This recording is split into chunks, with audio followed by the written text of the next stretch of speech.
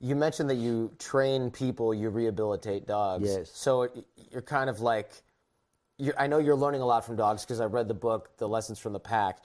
But if 60% of training the dogs is training the people, you're kind of more human trainer than dog trainer. I am human trainer. I am human trainer. It's just, it has been in the history, the people believe that you have to train a dog. That's why America opened a business for dog training.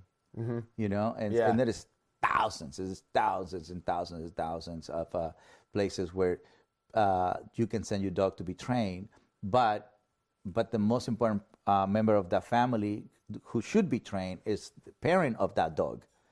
You know what I mean? Because you're not only entering into parenting, you also enter into a child that learns completely different than what you're used to. You know what I mean? And so he's a different species. He has a different state. It's the same stages in their life, but shorter. For example, puppyhood is from birth to 8 months. Females become in heat at 8 months. She's not a puppy anymore. Oh, wow. So people keep calling puppy dogs who are 3 years old because the dog it has this playful disposition. You know what I mean? And that's because the dog is stuck into this playful state of mind. So he's not moving on. Because humans aren't letting. Because humans say, "Oh my baby, oh my baby." Right. So the dog is it's almost like you're playing that song over and over and over and over and over. So the dog becomes brainwashed to stay in that frame of mind. You know, so when you want him to behave more mature, he can't. Right, because you're training him to not do that. Yeah. It would be like if you babied your kid until he was 30 years old. You're shaving him, and you're so pretty. The classic mama's boys. Right. There is men who their mom has kept them in that state of useless. Yeah. You know? Yes. And the guy wants to date a woman, and he's 4 years old, but he can't because he hasn't grown up. You know what I'm saying? So that similar to that. Interesting. Yeah. Similar to that. That's funny. Yeah. So, wow. So behavior change in dogs and behavior change in humans, it seems like there's a lot of similarities. I've seen things on the show where, this is a long time ago, there was a dog, had the tail between his legs or something, and he had some behavior that was negative because of that. And I want to say you tied the tail over the dog's head to kind of you basically forced him to act more confident as a dog. Correct. If you change your body position, something happens inside of you.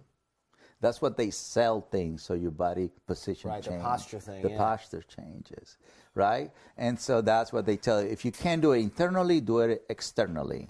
You know, so if you are Anthony Robbins follower, he's going to tell you that your physiology can influence your psychology. Sure.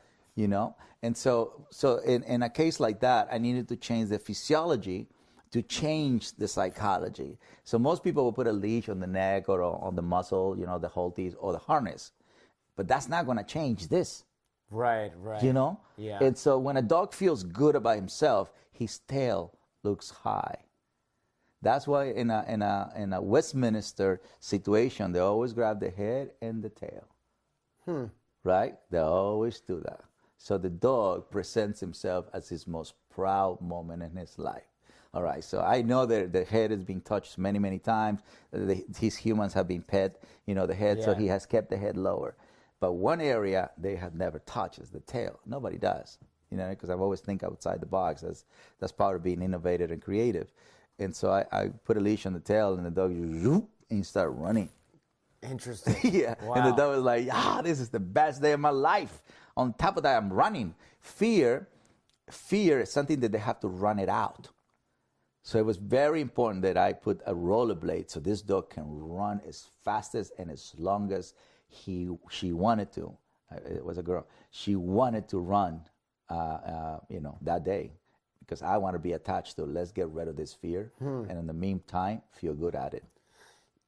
When you were raising your kids, are you thinking, all right, I gotta do some? I mean, similar stuff, right? Same stuff. Same. Especially when you're raising boys, and me being a male, we're body, mind, heart. You know what I mean? And my boys are outdoor type of guys, and the mind have to be busy, and you have to reward for the good things. So exercise, discipline, affection. Right. Yeah, they have to work for their things, and they have to be rules, boundaries, limitations Definitely I have to lead by example. I want them to make sure they know that the only four energies they need in life is calmness, confidence, love, and joy. They don't need insecurity. They don't need anxiety. They don't need lack of love. If a human doesn't love them, just find love with an animal. Don't worry about it. Really? Of course. So there's something to the cat lady thing, huh? You have to exercise love, just like you have to exercise your body, just like you have to exercise your mind, just like you have to exercise joy. So animals only believe in four energies: calmness, confidence, love, and joy. That's it. They don't believe in misery.